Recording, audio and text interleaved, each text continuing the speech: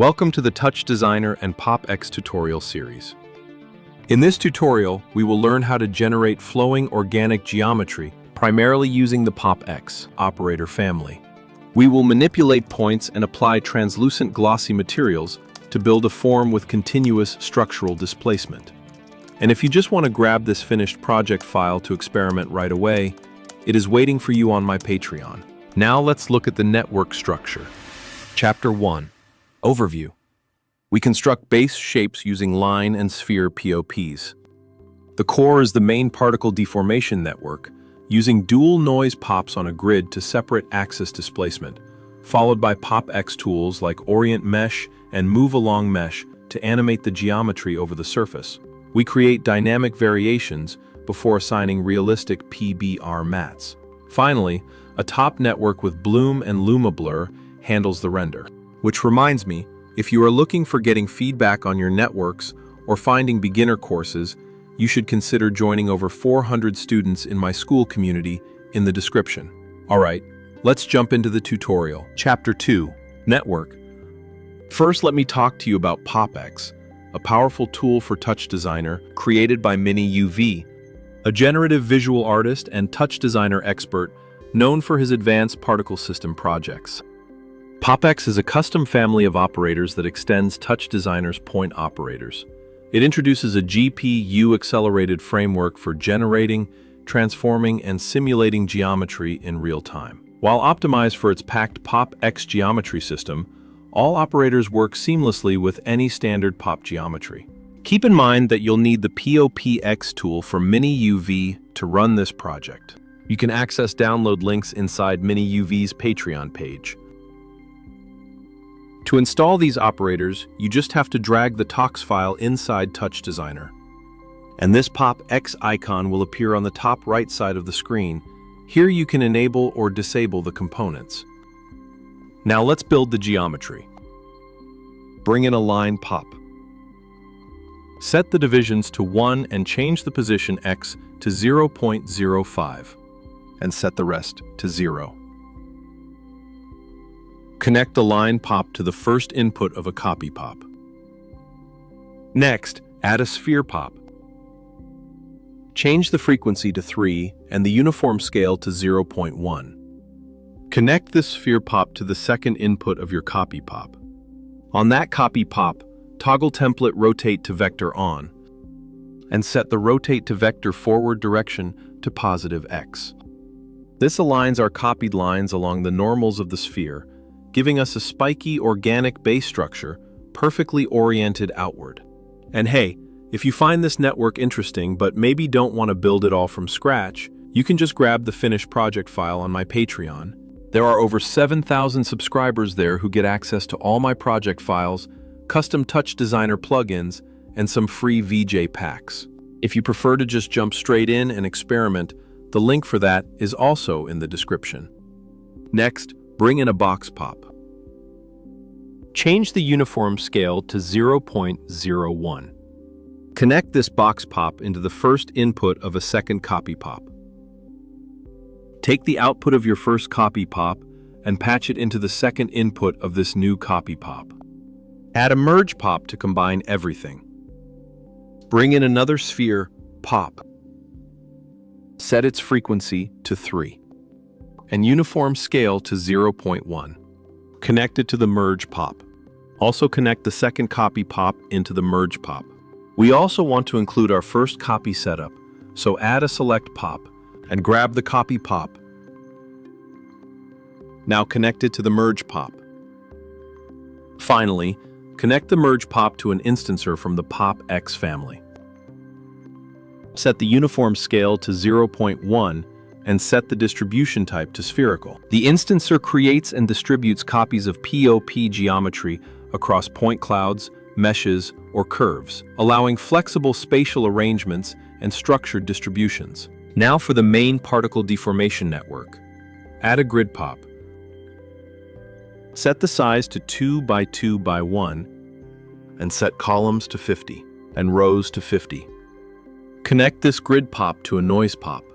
Go to the transform parameters and set translate y to abs time.seconds multiplied by 0.1 to give it constant movement.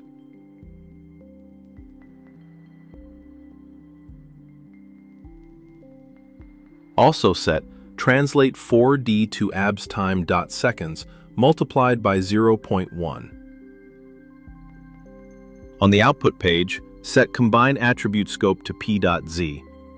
Connect this to a second noise pop. Set the seed to 2, the period to 5, the harmonic spread to 5, and the amplitude to 0.01. Under transform, set translate 4D to abbest time dot seconds multiplied by 0.05. Go to the output page, set combine entity to curl 3D, and combine attribute scope to p.xy. We use two different noise operators here to separate out the z-axis displacement from the xy-axis curl. This gives us precise control over how our geometry flows and mutates over time without confusing the axes. Connect that second noise pop into a normal pop.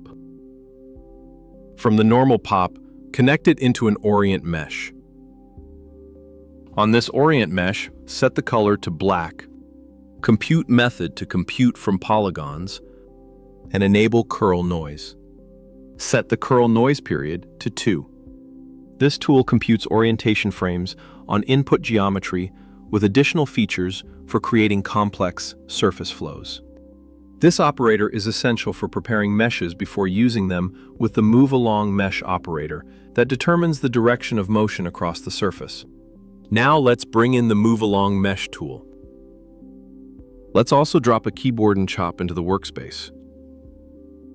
Let's reference the keyboard into the initialize and start buttons. In the Animate page, set the random speed to 0.5. Turn Enable Lifetime on and set the life variance to 1. Also activate Scale by Age and enable Point Relax. Now set the Relax iterations to 2 and Max Neighbors to 3, then Relax Strength to 2.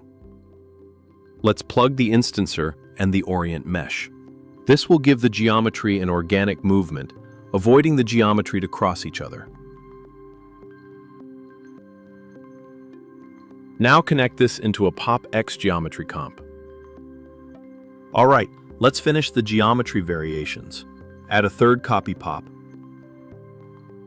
Bring in a select pop to grab the normal pop and connect it to the second input of this new copy pop. Add a second box pop, set its size to 1 by 0.1 by 0.1 and uniform scale to 0.01. Connect it to the first input of our copy pop. On the copy pop parameters, turn on template rotate to vector and set the forward direction to positive X.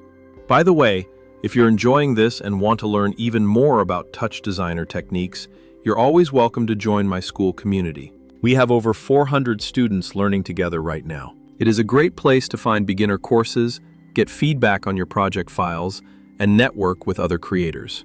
If that sounds helpful to you, I will leave the link down in the description. Add another select pop and link the third copy pop and wire it into a new geometry comp. Create one more select pop. Choose the normal pop as the source and wire it into another geometry comp. Now we need materials. Create a PBR mat. Set the roughness to 0.015 and the ambient occlusion to 2. Assign this PBR mat to the instance's material parameter of our first geometry comp. Create a second PBR mat. Set the roughness to 0.75, ambient occlusion to 1.5, and alpha front to 0.35. We need to go to the common settings of this material and enable blending for transparency.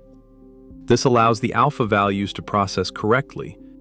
Assign the second PBR mat for both the second and third geometry comps. I'm using a camera viewport with the fog option enabled. Also, an environment light comp with an HDRI map assigned to it. Then 2 standard light comps to cast soft 2-dimensional shadows and illuminate the translucent materials from different angles. For the render, a common render top, with the resolution linked to the constant values.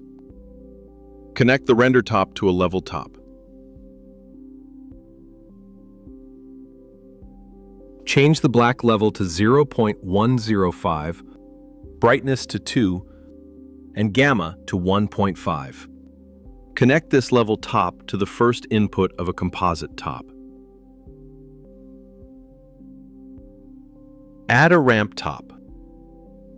Change the type to circular and the period to 2.89. Set the gradient to a dark gray and black. In the common settings, set the resolution to the constant values.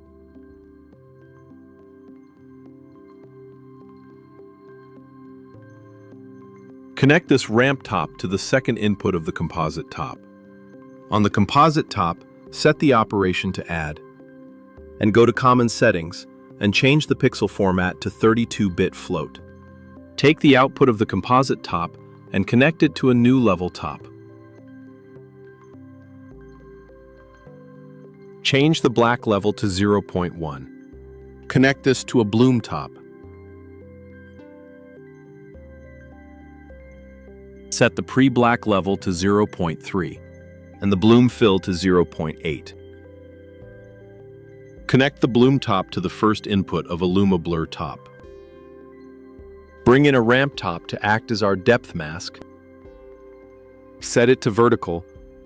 Then, in the common settings, set the resolution to the constant chop. Also adjust the gradient colors this way. Connect it to the second input of the Luma Blur top. On the Luma Blur top, set the black filter width to 50 and the white filter width to 1. Perfect! If you downloaded the project file, remember to also download the PopX tools from MiniUV's Patreon page. I hope you've successfully completed this tutorial. If you enjoyed this video, don't forget to subscribe to the channel and smash the like button. If you have any questions, feel free to ask in the comments.